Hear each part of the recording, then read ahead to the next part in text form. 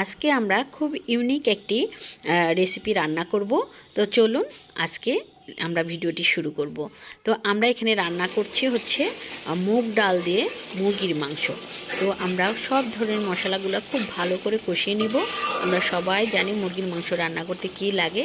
তো মশলাগুলো একটু তেল ওঠা পর্যন্ত আমরা অপেক্ষা করছি, তাহলে মশলাটা ভালো করে হয়ে গিয়েছে। এখন আমরা এই যে মুরগির মাংসটা খুব ভালো করে পরিষ্কার করা মাংসটা দিয়ে দিলাম, দিয়ে আমরা খুব ভালো করে এবার মশলার সাথে গোস্তটাকে মিশিয়ে নিচ্ছি।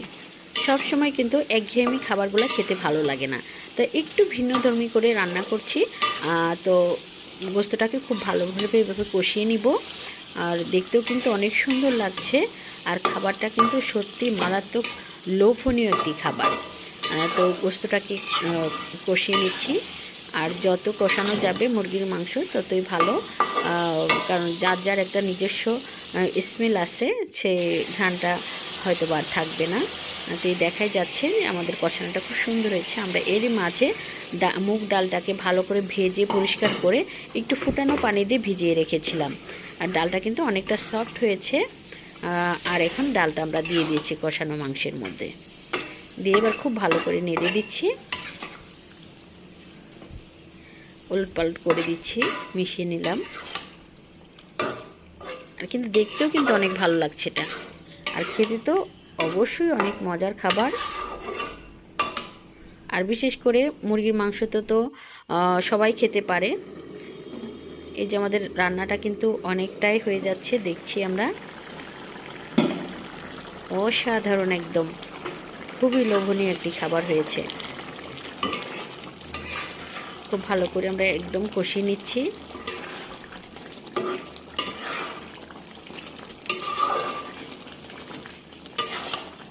আর মাকেও সবসময় দেখতাম ফুটানো পানি দিত তরকারির ঝোলের মধ্যে, তো আমরা একটু ফুটানো পানির ব্যবস্থা করে রেখেছি। আর এখন তো সবই সহজ, সবার বাসায় ইলেকট্রিক কেটলি অবশ্যই আছে। আমরা কেটলিটি একটু পানি ফুটতে দিয়ে দিয়েছি, কারণ তরকারির ঝোলটা যদি একটু ফুটানো পানি দিয়ে দেওয়া হয় কিন্তু ভালো হয়, খেতেও ভালো লাগে। আমার গোস্তটা অনেকটা কষানো হয়ে গিয়েছে, আর দেখতেও খুব সুন্দর লাগছে।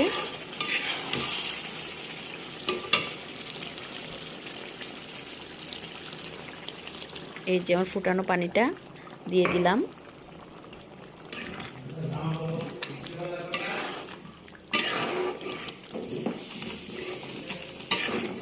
এবার শিলপাটায় বেটে রাখা যে জিরাটা মেশিনে কখনোই আমি বাটি না, কারণ শিলপাটায় একদম তাজা তাজা জিরার যে একটা ঘ্রাণ সেটা পাওয়া যায়। মেশিনে বাটলে আমার কাছে মনে হয় ঘ্রাণটা থাকে না। তা এই যে আমি 1 চামচ মতো জিরা বাটাটা শেষে দিয়ে দিলাম, আর আগে সব মশলাগুলো দিয়ে দিয়েছি।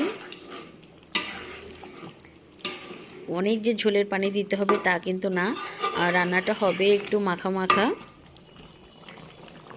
এমন করে ঝোলটা হবে যাতে আপনার ভাত দিয়ে খেলে, রুটি দিয়ে খেলেন, পরোটা দিয়ে খেলেন, যাতে খাওয়া যায়। তো মাশাআল্লাহ আমার রান্নাটা হয়ে গিয়েছে, আর কতটা লোভনীয় হয়েছে দেখতেই পাচ্ছেন। আসলে অসাধারণ হয়েছে রান্না। আর এই যে আমি একটা বোলের মধ্যে তুলে নিচ্ছি। আর যারা অনেকে আছেন গরু খাসির মাংস খেতে পারেন না, তারা কিন্তু এভাবে মুরগির মাংসটা রান্না করে খেতে পারেন। আর শেষে একটু পেঁয়াজের বেরেস্তা দিয়ে দিলাম, এটা ঘ্রাণটা এবং দেখতে খুবই সুন্দর লাগবে। আর শেষে আমরা একটু কাঁচামরিচও দিয়ে দিলাম। তো যদি ভালো লাগে রান্নাটা, সবাই একটু রান্না করে খেতে পারেন এভাবে, খুব চটজলদি, খুব যে দেরি লাগে তাও না। আর আসলে অসাধারণ মজাদার খাবার। তো আমরা আজকে খাবো হচ্ছে রুটি দিয়ে, তার সাথে একটু সালাদ ছিল, আর হচ্ছে এই মুরগি মুগ ডাল দিয়ে রান্নার মাংসটা। তো আজকের মতো এখানে, আল্লাহ হাফেজ।